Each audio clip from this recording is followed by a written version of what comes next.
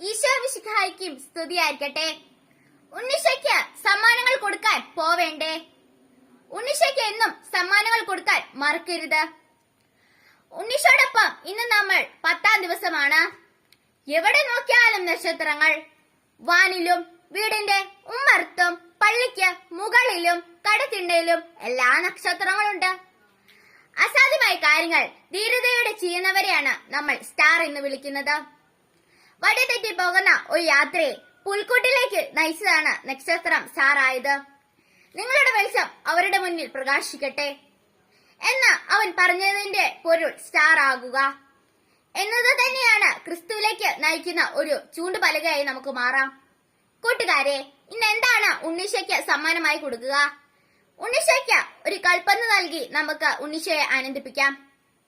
ഉണ്ണി എന്റെ പൊന്നുണ്ണീന്ന് 50 പ്രാവശ്യം നമുക്ക് ചൊല്ലാം. വീടില്ലാത്തവർക്ക് അലയുന്നവർക്ക് വേണ്ടി നമുക്ക് പ്രാർത്ഥിക്കാം.